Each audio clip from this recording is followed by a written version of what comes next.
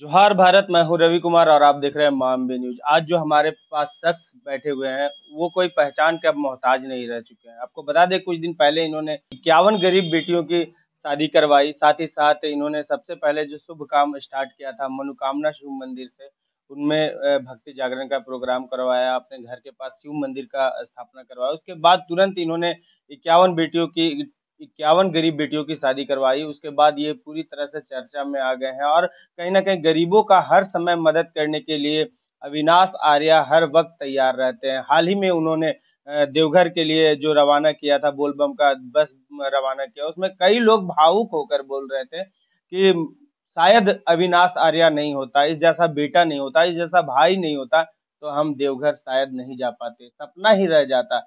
इन्होंने बहुत ऐसे सामाजिक कार्य किए हैं जिसे गिनाना मुश्किल है। हाल ही में वो अब कृष्ण जन्माष्टमी में भी भक्ति जागरण का प्रोग्राम रख रहे हैं। सबसे पहले स्वागत है भैया, कैसे हैं आप? धन्यवाद। भगवान की कृपा से बहुत अच्छे हैं और धन्यवाद आपकी पूरी टीम को। सबसे पहले तो बात आप करेंगे जन्माष्टमी की। जन्माष्टमी आ रही है, उस पे एक भक्ति जागरण का प्रोग्राम आपने रखा, उस वो क्या है इसके बारे में बता आगामी 4 अगस्त 24 अगस्त को कृष्ण जन्माष्टमी के शुभ अवसर पे हम लोग श्री कृष्ण जन्मोत्सव की तैयारी कर रहे हैं और श्री कृष्ण जन्मोत्सव का आयोजन रखे हैं। आपके इस चैनल के माध्यम से उस भजन संध्या के कार्यक्रम में मैं सभी लोगों को आमंत्रित करना चाहूँगा। इस पूरे आस-पास के जितने भी क्षेत्रवासी हैं सभी को आमंत्रित करना चाहूँगा। उस प्रोग्राम में दिल्ली और कानपुर से झाँकियाँ आ रहे हैं, वैसे कलाकार हैं जो कृष्ण भगवान का जन्म कैसे हुआ, वो जन्म को दिखलाएँगे। कृष्ण भगवान की रासलीला को दिखलाएँगे। उनका कृष्ण भगवान और सुदामा जी का मिलन कैसे हुआ, उस मिलन को दिखलाएँगे। साथ ही साथ कृष्ण और नंदी भगवान का तांडव, माँ गंगा के हाथों से कैसे गंगा की प्रवाह हो रही है, वो दिखलाएँगे। भगवान शिव की जटाओं से गंगा कैसे निकलते हैं, वो दिखलाएँगे। भगवान शिव के जो त्रिनेत्र हैं, उन त्रिनेत्र से आग, उनका गुस्सा जो गुस्सा होता है जब वो तांडव रूप में आते हैं तो उनका आग निकलता हुआ स्वरूप दिखेगा। सबसे लास्ट में वहाँ पे एक भगवान विष्णु का विराट स्वरूप का दर्शन होगा लोगों का। मैं चाहूँगा उस प्रोग्राम में आएँ और उस विराट स्वरूप का दर्शन करके भगवान का जन्म उत्सव का दर्शन करके पुण्य का भागी बने और साथ ही साथ उस भजन संध्या के कलाकार में आयोजन में सुप्रसिद्ध बॉलीवुड और भोजपुरी की गायिका अनुपमा यादव जी जो बहुत चर्चित हैं आज के समय में, वो आ रही हैं जो भजन भजन का अपने मधुर भजन से लोगों को रुझाएँगे। अदिति राज जी हैं, वो भी भजन गायिका हैं, उनका भी आगमन है।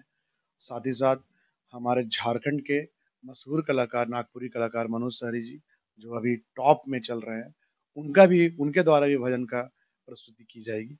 हम चाहेंगे एक बार फिर से आपके चैनल के माध्यम से सारे लोग आएँ, सुरक्षा की भी पूरी व्यवस्था की हुई है।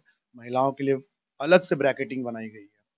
धन्यवाद अविनाश भैया। एक चीज़ ये तो हम जानना चाहेंगे, जैसे गरीब बेटियों की आपने 51 बेटियों की शादी करवाई, उनका भाई बनकर, उनका पिता बनकर आपने उन्हें कन्यादान भी किया। उसके बाद आपने तुरंत देवघर के लिए भक्तों को रवाना किया, बाबा भोले का दर्शन कराया सावन में। लेकिन एक बात अभी भी जनता के दिलों में खटक रही है कि अविनाश आर्या जब इतना कुछ कर सकता है, तो शिक्षा जगत में वो कुछ क्यों नहीं सोच रहा है? तो इसके बारे में क्या कहना चाहेंगे?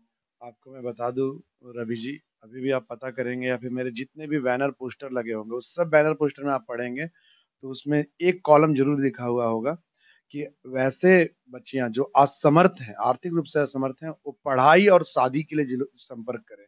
मेरे सारे में अभी यो ये मेरा चल ही रहा है कि जितने भी बच्चियाँ हैं जो कॉम्पिटिशन की तैयारी कर रही हैं, हो सकता है जैसे आपको नहीं पता और लोगों को नहीं पता होगा, तो मैं आपके चैनल के माध्यम से बता दें कि जो कॉम्पिटिशन की मतलब प्रतियोगिता परीक्षाओं की तैयारी कर रहे हो वो बेहिचक एक 90 60 61 0777 ये हमारी टीम का नंबर है। इस नंबर पे बेहिचक उनकी सूचना है केवल उनको निःशुल्क शिक्षा चौपारण, बरी, हजारीबाग, रांची में निःशुल्क प्रतियोगिता परीक्षा की निःशुल्क शिक्षा की व्यवस्था है। शादी के लिए भी अगर फ़ोन आता है तो उनके घर तक एक शादी का जोड़ा पहुँचाने का कार्य करेंगे। और मैं आपको बता दूँ कि मैं बहुत जल्द उन प्रतियोगिता परीक्षाओं के साथ-साथ मैं हर टोला में एक टोला कोचिंग सेंटर खोल रहा हूँ, जहाँ पे 1 घंटा के लिए वहाँ के बच्चों को गाइड किया जाएगा। अगर बड़े बच्चे हैं तो उनको जीवन में लाइफ में काउंसलिंग, जॉब के लिए क्या क्या पढ़ाई कर सकते हैं, किस तरह की पढ़ाई काउंसलिंग की भी सुविधा, करियर काउंसलिंग की भी सुविधा हम लोग दे रहे हैं। तो कहीं न कहीं देख लीजिए अविनाश आर्या जी ने एक नई सोच के साथ पढ़ाई का जो शिक्षा के लिए कमेंट आ रहा था मेरे इनके न्यूज़ के में जब वीडियो मैंने बनाया था तो कमेंट आ रहा था कि शिक्षा के लिए वो क्यों कुछ नहीं कर रहे हैं। तो इन्होंने साफ कर दिया कि शिक्षा के लिए ये क्या कर रहे हैं और क्या करने वाला है क्या करने वाले हैं। टोला ट्यूशन बोला ना भैया? टोला कोचिंग सेंटर। टोला कोचिंग सेंटर के नाम से ये अब हर जगह पे एक कोचिंग सेंटर गाँव में खोलेंगे, जहाँ पे बच्चे 1 घंटा वहाँ पे आके शिक्षा ले पाएँगे। साथ ही साथ अविनाश जी एक बात मन में खटक रहा है, कुछ दिनों में विधानसभा चुनाव है, लोगों का मोटो आ रहा है, बहुत सारा कमेंट भी आ रहा था, बहुत जगह पे मैं जाता हूँ तो आपकी जब बात होती है तो ये बात ज़रूर होती है कि विधानसभा चुनाव है या राजनीति में अविनाश आर्य आने वाले हैं, इस वजह से ये सब कर रहे हैं। तो क्या लगता है कि आप विधानसभा चुनाव लड़ने वाले हैं? देखिए, मैं आपको बता दूँ कि यह चौपारण कर्मा मेरा जन्मभूमि है और यहाँ के सारे लोग जो हैं, वो हमारे भाई-बहन, पिता तुल्य हैं। और अभी तक आप जैसे आपने खुद बताया कि अभी मैंने जब तीर्थ यात्रा करवाया, शादियाँ करवाए, तो लोगों ने मुझे अपने भाई और बेटे के रूप में स्वीकारा है। तो मैं बता दूँ, मुझे दूर-दूर तक नेता बनने का कोई शौक नहीं है। लोग मुझे जिस तरह अभी तक अपना भाई और बेटा समझ के प्यार दे रहे हैं और मुझे जो बोलते हैं, मैं वो कार्य करता हूँ। अगर वो मुझे भाई और बेटा समझ के अगर मुझे कोई दायित्व देंगे, तो मैं भाई और बेटा समझ के ही उस दायित्व को निभाऊँगा, लेकिन नेता बन के नहीं। अगर मुझे लगेगा कि राजनीति में आने से अगर मैं एक नेता कहला रहा हूँ और लोग मुझे नेता के रूप से देखने लगेंगे, तो मैं बिल्कुल इसको खारिज कर दूँगा। हाँ, लेकिन अगर बेटा के रूप से वो मुझे आशीर्वाद देंगे और जैसे अपना अभी सेवा का मौका दे रहे हैं और भी सेवा का मौका देंगे भाई और बेटा बन के करने का, तो ऑफ़ कोर्स मैं करूँगा। कहीं न कहीं इनका साफ तौर से कहना है, पब्लिक जिस तरह से हमें देखती है, उस तरह से अगर हर वक़्त देखती रहेगी, तो शायद इसके बारे में सोचूँगा। और ये अभी खुद भाजपा नेता भी हैं, भाजपा से जुड़े हुए भी हैं और आपको बता दें कि विधानसभा चुनाव आने वाला है। शायद वो शुभ घड़ी आए कि विधानसभा चुनाव में शायद अविनाश भैया भी आएँ, लेकिन प्यार जब तक आप लोगों का बना नहीं रहेगा, तब तक अविनाश जी उस कार्य को भी नहीं कर पाएँगे।